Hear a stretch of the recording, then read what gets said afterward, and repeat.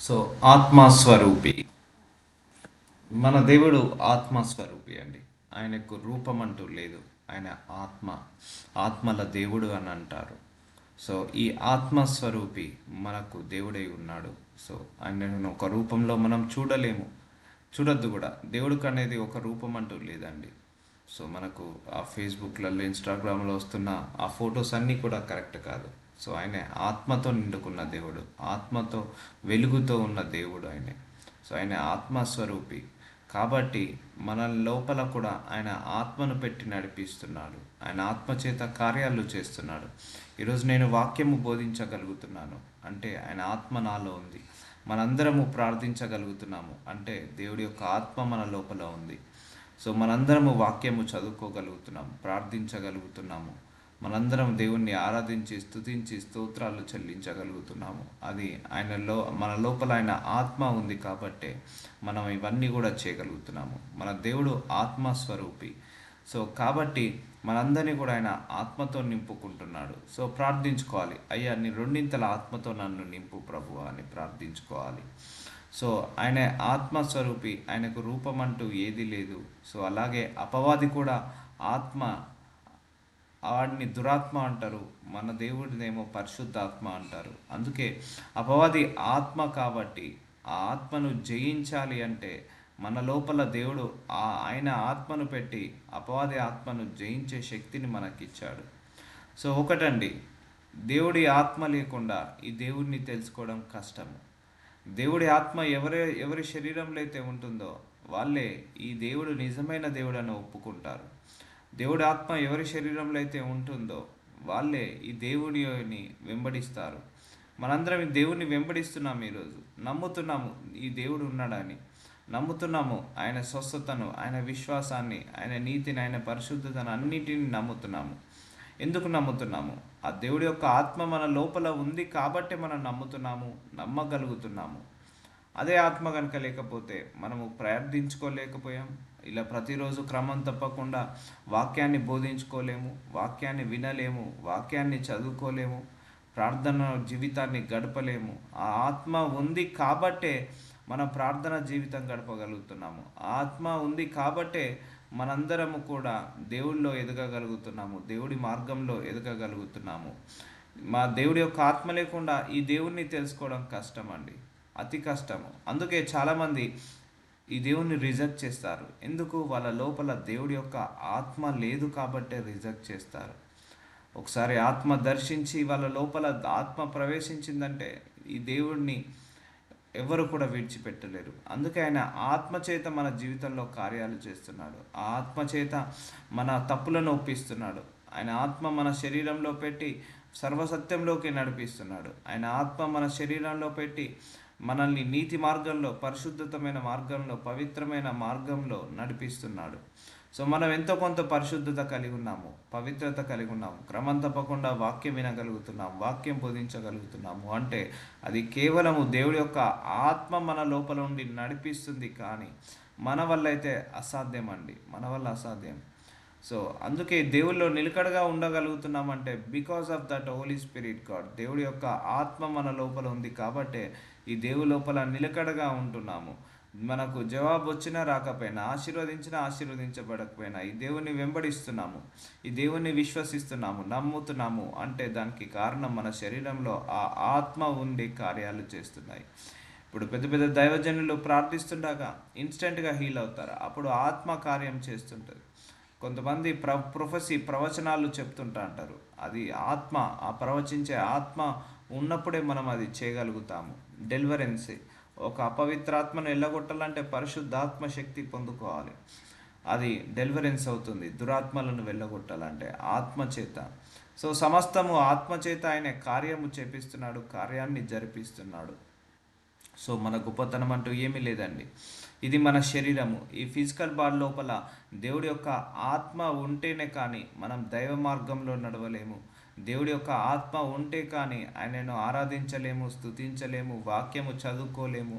దేవుడి యొక్క ఆత్మ మన లోపల ఉంటేనే కానీ మనము ఆయన మార్గంలో నడవలేము. సో అందుకైనా ఆత్మస్వరూపి అయ్యాడు. ఆ ఆత్మ మన లోపల కూడా పెట్టి మనల్ని మార్గంలో నడిపిస్తున్నాడు. సో ఇక్కడ గొప్ప ప్రాబ్లం ఎక్కడ వస్తుందంటే, ఆత్మ శరీరము రెండిటికి యుద్ధము జరుగుతుంటా ఉంటుంది. ఎప్పుడు ఆత్మనేమో నిజం చెప్పంటది, శరీరం అబద్ధం చెప్తుంటా ఉంటుంది. ఆత్మనేమో చూడొద్దు అని అంటది, శరీరం చూస్తూ ఉంటుంది. సో ఇలా ఆత్మకు శరీరానికి ఎప్పుడు కూడా కాన్ఫ్లిక్ట్స్, యుద్ధాలు జరుగుతుంటా ఉంటాయి. అప్పుడు మనము శరీరాన్ని జయించద్దు, ఆత్మను జయించాలి. సో ఆత్మకున్న లక్షణాలు ప్రేమ, కరుణ, కృప, దయ, వాత్సల్యము, దీర్ఘశాంతము, మంచితనము, మానవత్వము, దయాలత్వము, సహాయం చేసే గుణము, ఇలాంటి అన్నీ కూడా ఆత్మకుండే గుణాలు. శరీరానికి ఉండే గుణాలు దురాశ, దుర్బుద్ధి, దురాలోచనలు, పాపపు తలంపులు, చెడు తలంపులు, వ్యభిచారము, నరహత్య, కోపము, ద్వేషము, పగ, ప్రతీకారము, అహంకారము, ఇలాంటి అన్నీ కూడా శరీరానికి సంబంధించిన అలవాట్లు, శరీరానికి సంబంధించిన రూపాలు, ఇవన్నీ కూడా. సో ఎప్పుడు ఇలాంటి యుద్ధము జరుగుతుంటా ఉంటుంది, శరీరానికి ఆత్మకు యుద్ధాలు జరుగుతుంటుంది. అప్పుడు మనం ఆత్మనే గెలిపించాలి, ఆత్మకే సామర్థ్యం కలగాలని కోరుకోవాలి. సో అర్థమవుతుందండి. సో ఆత్మస్వరూపి దేవుడికి ఒక రూపం అంటూ లేదు, ఏ రూపంలో ఆయనను చూడొద్దు. ఆయన వెలుగుమయుడు, ఆయన ఆత్మస్వరూపి. ఆయన యొక్క ఆయన యొక్క వెలుగుని ప్రకాశించి దేవుడు మనకు ఈ లోకాన్ని అంతా కూడా వెలుగుతో నింపాడు. సో చూద్దాము వాక్యం ద్వారా దేవుడు ఏం చెప్పబోతున్నాడు. సో ప్రభువే ఆత్మ, ప్రభు యొక్క ఆత్మ ఎక్కడ నుండునో అక్కడ స్వాతంత్రం ఉండును. 2 కొరింథీయులకు రాసిన 3వ అధ్యాయం 17వ వచనం చూసారా. ప్రభువే ఆత్మ. సో మన దేవుడే ఆత్మ. ప్రభు యొక్క ఆత్మ ఎక్కడ నుండునో అక్కడ స్వాతంత్రం ఉండును.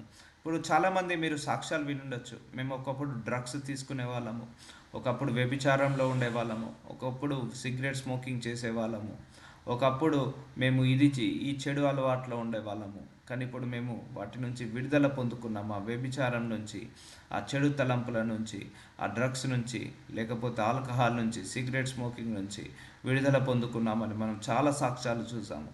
అది మనిషికైతే అసాధ్యం అండి. మనిషి బలహీనతలను జయించే శక్తి మనిషికి లేదండి. మనకు బలహీనతలను జయించే శక్తి దేవుడి యొక్క ఆత్మకే ఉంది. అందుకే ఎక్కడైతే ఈ దేవుడి యొక్క ఆత్మ శరీరంలో ఉంటుందో అక్కడ స్వాతంత్రం ఉంటుంది. అంటే వాళ్ళు విడుదల పొందుకుంటారు. అపవాది కట్టిన బంధకాల నుంచి, అపవాది కట్టిన ఆ సంఖ్యల నుంచి విడుదల పొందుకుంటారు. అందుకే దేవుడు ఆత్మస్వరూపి. ఆ ఆత్మ పెట్టుకున్నప్పుడు నువ్వు స్వతంత్రుడవుతావు. ఆ డిప్రెషన్ నుంచి, ఆ డిస్సాటిస్ఫాక్షన్ నుంచి, ఆ అపవిత్రత నుంచి, అపరిశుద్ధత నుంచి, అడిక్షన్స్ నుంచి, ఇవన్నీ కూడా విడుదల పొందుకుంటున్నారంటే because of the spirit God only. దేవుడి యొక్క ఆత్మ వల్లనే ఇవన్నీ కార్యాలు జరుగుతున్నాయి. ఆయన శక్తి వల్ల, ఆయన బలం వల్ల, ఆయన ఆత్మ వల్ల ఇవన్నీ కార్యాలు జరుగుతున్నాయి. లేకపోతే ఒక ఆల్కహాల్ అలవాటైన వ్యక్తి మళ్ళీ మానేయాలంటే అతి కష్టము. అది శరీర సంబంధించిన ఘోరమైన క్రియ, ఘోరమైన బలహీనత. ఒక డ్రగ్స్ కావచ్చు, సిగరెట్ స్మోకింగ్ కావచ్చు, లేకపోతే ఆల్కహాల్ తీసుకోవడం కావచ్చు, ఇవన్నీ కూడా ఒక శరీరానికి సంబంధించిన ఘోరమైన పాపపు క్రియలు. ఇవన్నీ ఒకసారి అలవాటైతే అవి మానుకోవడం కష్టము, ఆ బంధకాల నుంచి విడుదల పొందుకోవడం కష్టము. కానీ దేవుడి ఆత్మకు మాత్రం అది సమస్తము సాధ్యము. దేవుడు ఆ ఆత్మను మనిషి లోపల పెట్టి ఆ హృదయాలన్నిటినీ కడిగివేసి ఆ అడిక్షన్స్ నుంచి విడుదల కలిగించి స్వతంత్రులుగా చేస్తాడు. సో ఎలాంటి బంధకాలైనా, ఎలాంటి అపవిత్రతైనా, ఎలాంటి ఎలాంటి బలహీనతలైనా, శరీర బలహీనతలైనా వాటన్నిటిని తీసివేయగలిగే శక్తి ఆత్మకుంది. అందుకే మన శరీరంలో ఉన్న పాపాన్ని జయించే శక్తి మనకు లేదండి. మన శరీరంలో బలహీనతలను జయించే శక్తి మనకు లేదు. మన శరీరంలో దోషాలను జయించే శక్తిని మనకు లేదు. చెడు తలంపులను, చెడు ఆలోచనలను జయించే శక్తి మనకు లేదు. కానీ ఆత్మకు ఆ సామర్థ్యం ఉంది. అందుకే శరీర క్రియలను జయించాలంటే ఆత్మ కంపల్సరీ కావాలి, దేవుడి యొక్క ఆత్మ కావాలి. సో దురాత్మ, పరిశుద్ధాత్మ, మానవాత్మ, ఇలా 3 ఆత్మలు ఉన్నాయి. సో మన లోపల దేవుడి యొక్క పరిశుద్ధాత్మ ఉన్నప్పుడే మన పరిశుద్ధంలోకి నడవగలుగుతాము. సో మన లోపల ఒకప్పుడు అపరిశుద్ధత ఉండే, కానీ ఇప్పుడు పరిశుద్ధంగా మారుతున్నాము. ఎందుకు? దేవుడి యొక్క ఆత్మ పనిచేస్తుంది కాబట్టి. ఒకప్పుడు అపవిత్రంగా ఉండే వాళ్ళము, ఒకప్పుడు అవినీతిలో నడిచే వాళ్ళము. ఇప్పుడు దేవుడు ఆత్మ మన లోపల ఉంది కాబట్టి ఆ అపవిత్ర వైపు నడవనివ్వదు ఆ ఆత్మ, అపరిశుద్ధత వైపు నడవనివ్వదు ఆ ఆత్మ. ఒకవేళ ఏమైనా తప్పు చేసినా కూడా మనకు లోపల గిల్టీ ఫీలింగ్ తీసుకొస్తుంటాడు. పరిశుద్ధాత్మ దేవుడు లోపల నుండి గద్దిస్తుంటా అంటాడు, నువ్వు ఈ తప్పు చేసావు, ఆ తప్పు చేసావు, నువ్వు దేవుడికి నమ్మకంగా ఉండట్లేదు, దేవుడికి విరోధంగా వెళ్తున్నావు, జాగ్రత్త అని మన లోపల ఉండి ఖండిస్తుంటా అంటాడు, మన లోపల నుండి హెచ్చరిస్తుంటా అంటాడు పరిశుద్ధాత్మ దేవుడు. అందుకే ఆత్మకు ఆహారం ఏంటిది? మన శరీరానికి ఆహారము ఆ ఫ్రూట్స్, వెజిటేబుల్స్, 3 పూటల భోజనము. ఆత్మకు ఆహారము నువ్వు వాక్యం వినడము, వాక్యం చదువుకోవడం, ప్రార్థించడము, బైబిల్ ప్రార్థించడం, ఆరాధించడం, స్తుతించడం, స్తోత్రాలు చెల్లించడం, ఇవన్నీ కూడా దేవుడి యొక్క ఆత్మకు ఆహారము లాంటిది. సో ఈ ఆహారాన్ని మనం అనుదినము దయచేయాలి, మన ఆత్మకు ఫీడింగ్ ఇవ్వాలి. సో ప్రభు యొక్క ఆత్మ ఎక్కడ నుండునో అక్కడే స్వాతంత్రం ఉండును. So because of spirit we are set free from every bondages of uncleanness, every bondages of addictions, every bondages of failures, rejections. So ఈ ఆత్మ చేత మనందరం కూడా స్వతంత్రులమయ్యాము, మనందరం విడుదల పొందుకున్నాము. సో కాబట్టి చూద్దాము, యోహాను సువార్త 14 అధ్యాయం 16 నేను తండ్రిని వేడుకొందును, మీ వద్ద ఎల్లప్పుడూ నుండుటకై ఆయన వేరొక ఆదరణకర్తను అనగా సత్యస్వరూపియగు ఆత్మను మీకు అనుగ్రహించును. చూసారా, యేసుప్రభు వారు వెళ్ళేటప్పుడు మన అందరికీ వాగ్దానం ఇచ్చి వెళ్ళాడు. నేను తండ్రిని వేడుకుంటాను అంటే ప్రార్థిస్తాను, నేను తండ్రికి మీ వద్ద ఎల్లప్పుడూ నుండుటకై. ఎందుకంటే ఆ ఆత్మ ఎల్లప్పుడూ లేకపోతే మనల్ని అపవాది మోసపరుస్తాడు, అపవాది యొక్క క్రియలను మనం జయించలేము. ఇప్పుడు దేవుడు ధర్మశాస్త్రాన్ని తీసుకొచ్చాడండి లోకానికి, కానీ ఆ ధర్మశాస్త్రాన్ని పాటించే శక్తి ఆ కాలంలో ఎవరికీ లేదు. ఎందుకంటే పాత నిబంధనలో ఆత్మ బయట ఉంటుంది, కొత్త నిబంధనలో ఆత్మ శరీరం లోపల ఉంటుంది. అందుకే శరీరం లోపల ఉన్నది కాబట్టి మనం ఆత్మ చేత నడిపిస్తున్నాము కాబట్టే పాపాలను జయించే శక్తి మనకుంది. అదే ధర్మశాస్త్రం వచ్చినప్పుడు అందరి లోపల ఆత్మ లేదు, అందరూ శరీరానుసారులుగా బ్రతుకుతున్నారు. సో శరీరానుసారులు దేవుణ్ణి చూడలేరు, శరీరానుసారులు దేవుణ్ణి మెప్పించలేరు. శరీరానుసారంగా ప్రవర్తించేవారు ఎప్పుడు కూడా దేవుని ప్రత్యక్షతను చూడలేరు. సో దేవుడు ఆత్మస్వరూపి కాబట్టే, ఆత్మతో నిండుకున్నాడు కాబట్టే మనందరం కూడా ఆ ఆత్మతో నిండుకున్నప్పుడు దేవుణ్ణి చూడగలుగుతాము, దేవుడి ప్రత్యక్షతను పొందుకోగలుగుతాము. సో నేను తండ్రిని వేడుకుంటాను మీ వద్ద ఎల్లప్పుడూ ఉండుటకై ఆయన వేరొక ఆదరణకర్తను. సో ఆయన వేడుకుంటున్నాడట వేరొక ఆదరణకర్తను అనగా సత్యస్వరూపియగు పరిశుద్ధాత్మ. దేవుడు ఎప్పుడు అబద్ధం చెప్పడండి, ఆయన ఎప్పుడైనా సత్యస్వరూపంలోకి నడిపిస్తాడు. ఆత్మను మీకు అనుగ్రహించును. చూడండి, ఆత్మను మనకు అనుగ్రహించును, మనకి ఇవ్వడానికి యేసుప్రభు వారు వేడుకుంటున్నాడు పరిశుద్ధాత్మ శక్తి పొందుకోవడానికి, పరిశుద్ధాత్మను పొందుకోవడానికి. ఒకటండి, ఈ ఆత్మ మన లోపలికి రావాలంటే మనము పశ్చాత్తాపడి యేసయ్య నీవే నిజమైన దేవుడు అని అనుకున్నప్పుడు, కోరుకున్నప్పుడు, మన మనస్సు మారు మనస్సు కలిగినప్పుడు ఆ పరిశుద్ధాత్మ దేవుణ్ణి మనకు అనుగ్రహిస్తాడు. ఒక డబ్బున్న వ్యక్తి, నాకు ఒక 1000 కోట్ల ఆస్తి ఉంది, నేను ఆ 1000 కోట్లు ఇస్తాను, నాకు ఆ పరిశుద్ధాత్మ కావాలంటే దేవుడు ఇవ్వడండి. పరిశుద్ధాత్మ దేవుణ్ణి ఎప్పుడు డబ్బు పెట్టి కొనుక్కోలేము, పరిశుద్ధాత్మ దేవుని ఎప్పుడు కూడా డబ్బు పెట్టి వెల వేయలేము, అది కరెక్ట్ కాదు. చాలామంది కూడా నేను నాకు 10,000 ఇవ్వండి, నేను ప్రేయర్ చేసి మీ లోపలికి ఆత్మ పంపిస్తాను, లేకపోతే 1,00,000 ఇవ్వండి, నా లోపల ఉన్న ఆత్మను మీ లోపలికి పంపిస్తాను అని అంటారు. So no need to pay anything to get the Holi spirit God.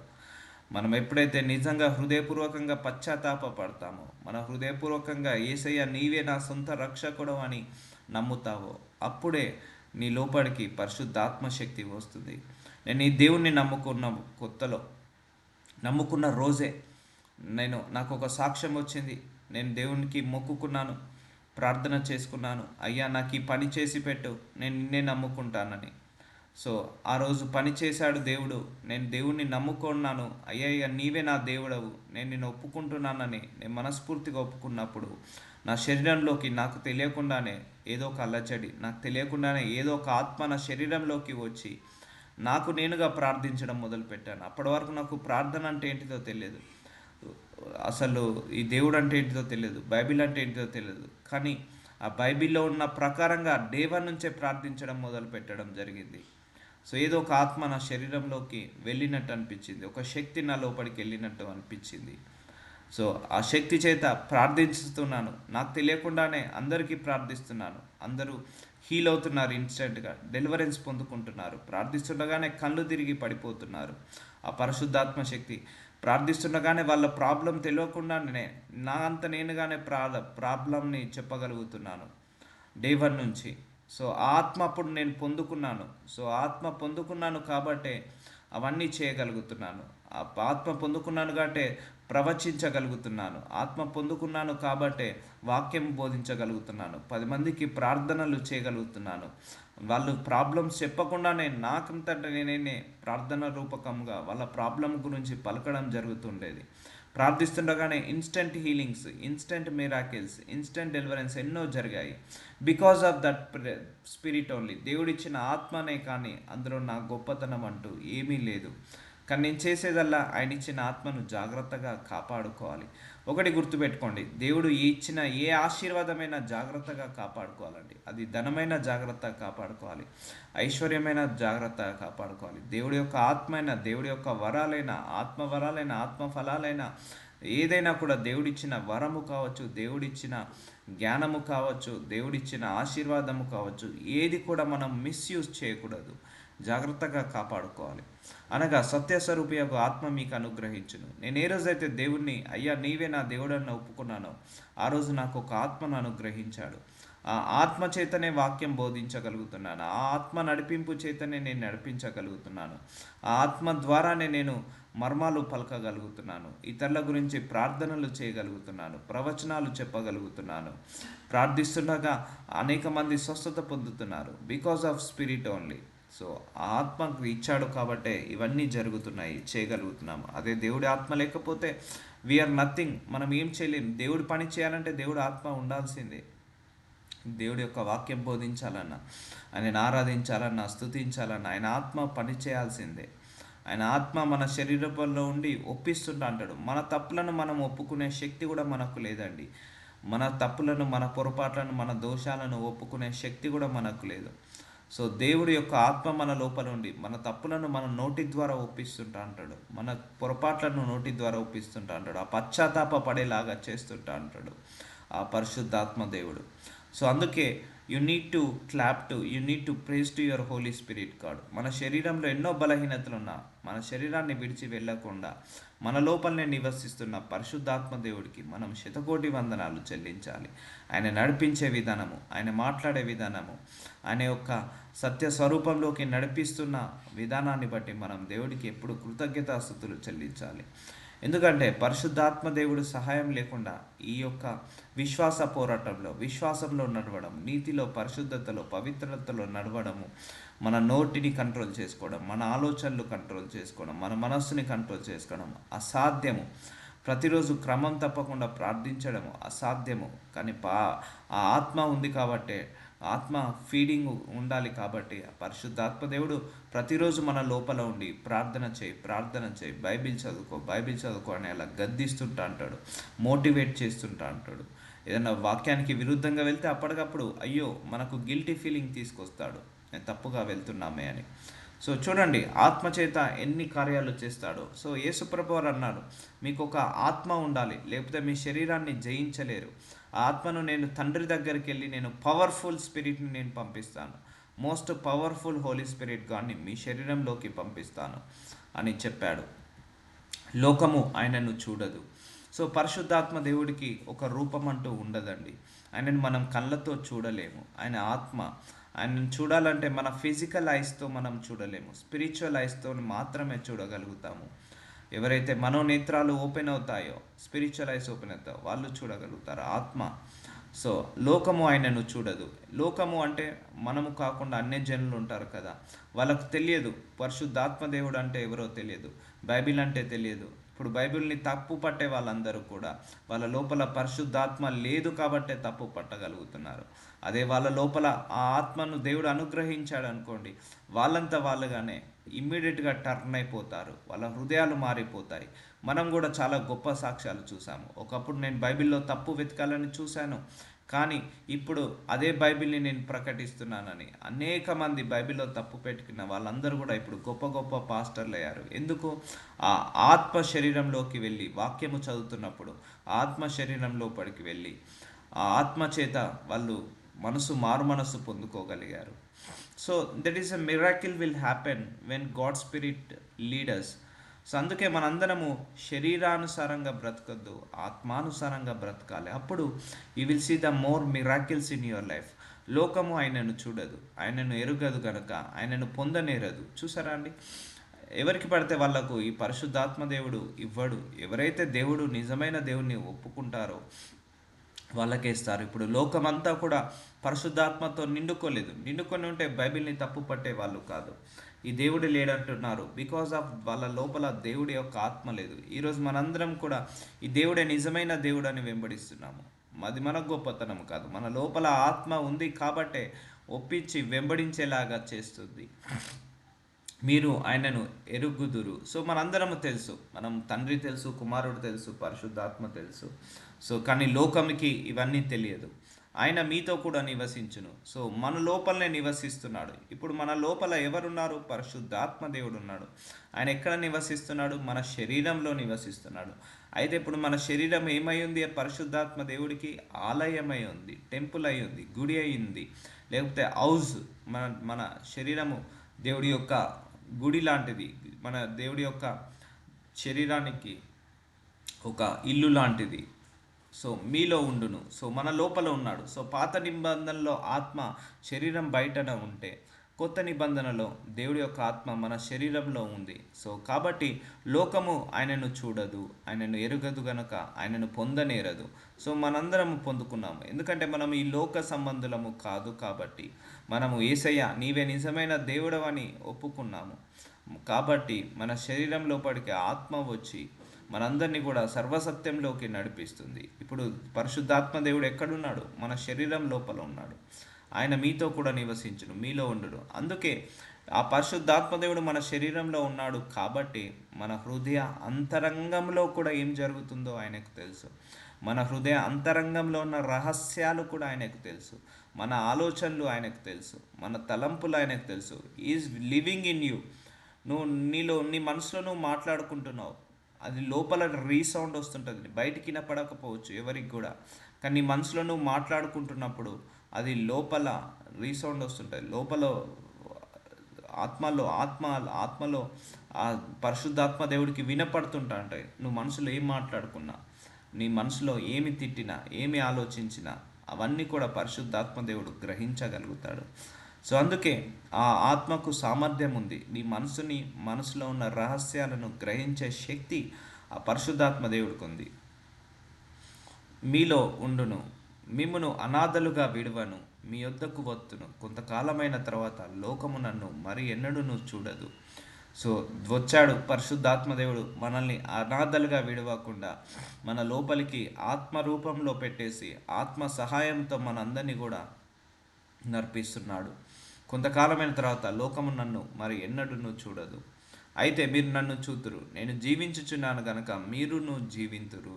So పరిశుద్ధాత్మ చేత మనందరం కూడా జీవిస్తున్నాము. సో ఈరోజు మనం శరీర క్రియలను జయించగలుగుతున్నాం. చూడకూడనిది చూడట్లేదు, మాట్లాడకూడనిది మాట్లాడట్లేదు, బైబిల్ చదువుకుంటున్నాం, దేవుడు అంటే భయభక్తులు కలిగి ఉన్నాము. ఆయన ఆశీర్వదించబడకపోయినా మనం ఆయనను వెంబడిస్తున్నాము. మనము నీతి మార్గంలో నడుస్తున్నాము, క్రమం తప్పకుండా బైబిల్ చదువుకుంటున్నాము, వాక్యం వినడానికి వస్తున్నాము, ప్రార్థనలో ఏకీభవిస్తున్నాము అండ్ సర్వసత్యంలోకి నడుస్తున్నాము. అంటే అది పరిశుద్ధాత్మ దేవుడు మన శరీరంలో ఉన్నాడు కాబట్టే అపవాది మన పట్ల ఎన్నో ప్రణాళికలు కలిగి ఉన్నాడు, అవన్నీ తిప్పి కొట్టగలుగుతున్నాము. అపవాది ట్రాప్లో పడలేకపోతున్నామంటే మన లోపల దేవుడి యొక్క ఆత్మ ఉంది.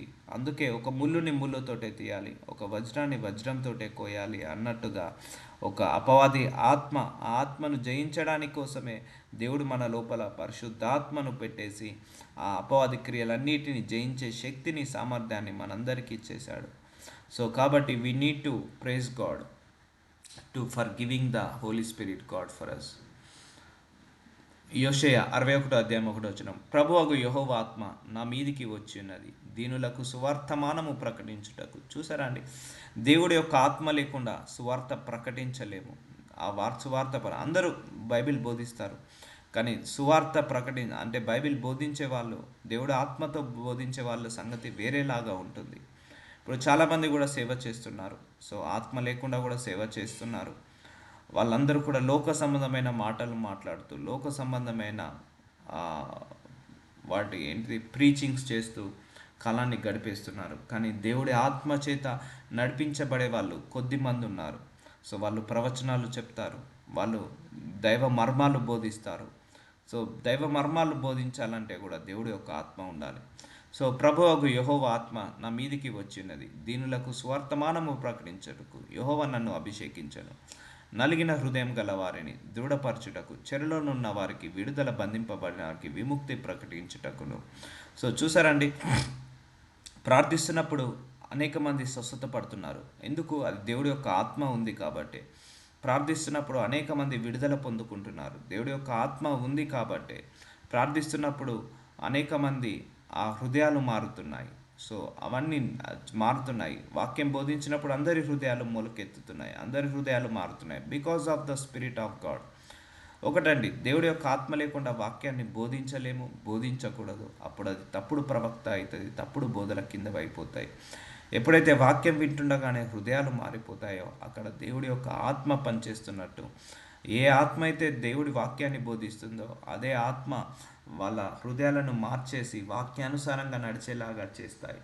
సో మనం ప్రార్థిస్తున్నప్పుడు విడుదల అవుతున్నారు, ప్రార్థిస్తున్నప్పుడు స్వస్థత పొందుకుంటున్నారు, ప్రార్థిస్తున్నప్పుడు ప్రవచనాలు వస్తున్నాయి, ప్రార్థిస్తున్నప్పుడు వాక్యాన్ని బోధించగలుగుతున్నాము. ఇవన్నీ జరుగుతున్నాయి అంటే because of the Holi spirit God. దేవుడి యొక్క ఆత్మ ఉంటేనే కానీ వాక్యాన్ని బోధించలేము, దేవుడి యొక్క ఆత్మ ఉంటేనే కానీ వాక్యాన్ని వినలేము, దేవుడి యొక్క ఆత్మ ఉంటేనే కానీ మనం ప్రార్థించలేము. ప్రార్థిస్తుండగా ఆ ఆత్మ చేత కార్యాలు చేస్తున్నాడు దేవుడు.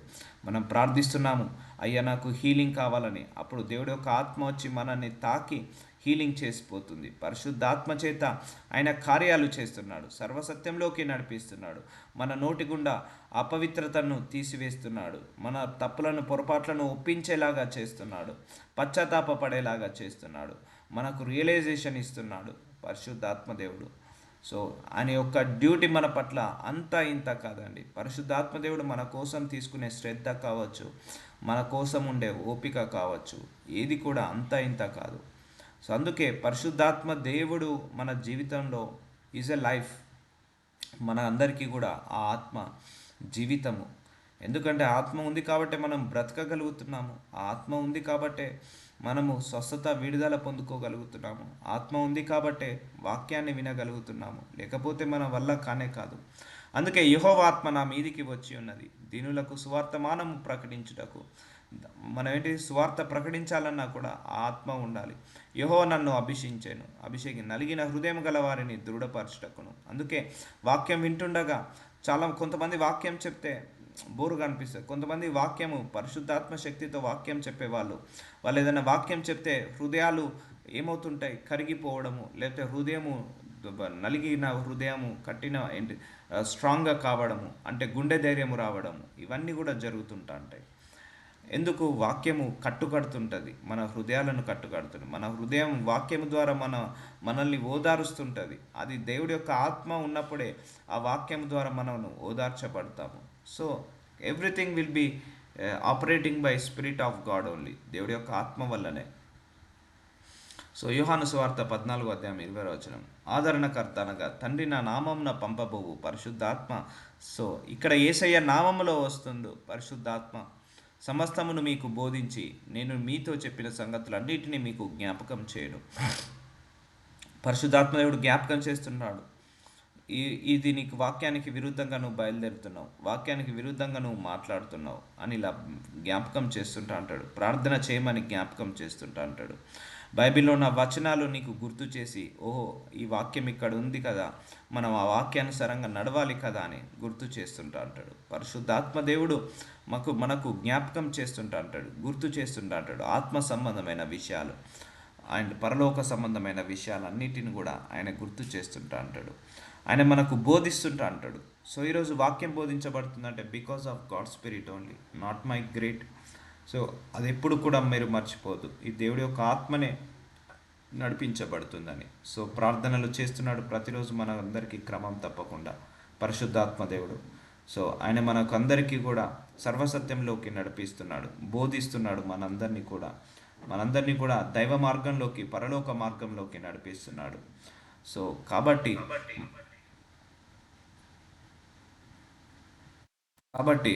ఆయన సంగతులన్నింటినీ జ్ఞాపకం చేయను. క్రీస్తు రోమీలకు రాసిన 8వ అధ్యాయం 2వ వచనం, క్రీస్తు యేసునందు జీవమిచ్చి ఆత్మ యొక్క నియమము పాప మరణముల నియమం నుండి నన్ను విడిపించెను. చూసారా అండి, ఆ ఆత్మ మనల్ని స్వతంత్రులుగా చేస్తుంది, ఆ పాపం నుంచి, ఆ మరణం నుంచి విడుదల చేస్తుంటుంది. సో మరణము అంటే పరలోకానికి, నరకానికి ఎవరైతే పరిశుద్ధాత్మ సహాయం లేకుండా పరలోకానికి వెళ్ళడం కష్టం అండి. ఇప్పుడు చాలామంది అన్యజనుల లోపల, అన్యజనుల వాళ్ళ లోపల దేవుడు ఆత్మ లేదు. అందుకే వాళ్ళందరూ కూడా శరీర క్రియలలో పాలు పంచుకున్నారు. అందుకే వాళ్ళందరూ పాపంలో ఉన్నారు. సో మనందరము పరలోకానికి వెళ్ళాలంటే పరిశుద్ధాత్మ దేవుడు మన లోపల లేకపోతే పరలోకానికి వెళ్ళడము చాలా కష్టము, అతి కష్టము, అసాధ్యము కూడా. ఆ ఆత్మనే నిన్ను ప్యూరిఫై చేస్తుంది, ఆ ఆత్మనే నీ లోపల ఉండి వెలుగుమయంలాగా మారుస్తుంది. తెలుసు పరిశుద్ధాత్మ దేవుడికి మన శరీరం లోపల ఎంత పవిత్రత ఉందో, ఎంత పరిశుద్ధత ఉందో, ఎంత పాపం ఉందో, ఎంత దోషం ఉందో, ఎంత మలినం ఉందో, మన ఆత్మకు ఎంత సామర్థ్యం ఉందో, మనం ఎంత జ్ఞానంతో నిండుకున్నామో, మన లోపల ఎంత హోలీనెస్ ఉందో, అన్నీ కూడా, విశ్వాసం ఎంత ఉందో, డౌట్ ఎంత ఉందో, పరిశుద్ధాత్మ దేవుడికి సమస్తము తెలుసు. అందుకే నీకు తెలియకుండానే ప్రార్థిస్తున్నావు కొన్ని అంశాల గురించి.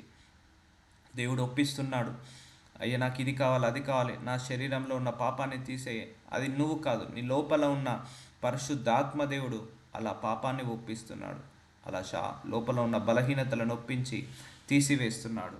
So will continue tomorrow.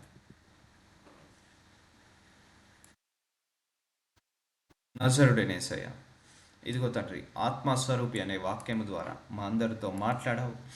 నా బలము చేత కాదు, నా జ్ఞానము చేత కాదు, నా ఆత్మ చేత కార్యము చేపిస్తానన్న దేవ, మీకే వందనాలు ఏసయ్య. అయ్యా, పరలోకానికి వెళ్ళేటప్పుడు మీరు సత్యస్వరూపి అయిన ఆత్మను తండ్రి దగ్గర మా కోసం వేడుకొని ఆ పరిశుద్ధాత్మను మేము పొందుకునేలాగా సహాయం చేశావు. ఆ పరిశుద్ధాత్మ సహాయం వల్లనే మేము నీతిలో నడవగలుగుతున్నాము, పరిశుద్ధతలో, పవిత్రతలో నడవగలుగుతున్నాము, విశ్వాసంలో నిలకడగా ఉండగలుగుతున్నాము, వాక్యాన్ని బోధించగలుగుతున్నాము, వాక్యాన్ని వినగలుగుతున్నాము, ప్రార్థనలు చేయగలుగుతున్నాము. అంటే అది కేవలం ఆ ఆత్మ, దేవా మీరిచ్చిన ఆత్మ వల్లనే ఇవన్నీ సాధ్యమవుతున్నాయి. మీరు మాకు అతి విలువైన ఆత్మను మాకు అనుగ్రహించి మమ్మల్ని సర్వసత్యంలోకి నడిపిస్తున్నందుకు మీకే వందనాలు, మీకే స్తోత్రాలు, మీకే కృతజ్ఞతలు చెల్లిస్తున్నాను తండ్రి. ఆమేన్.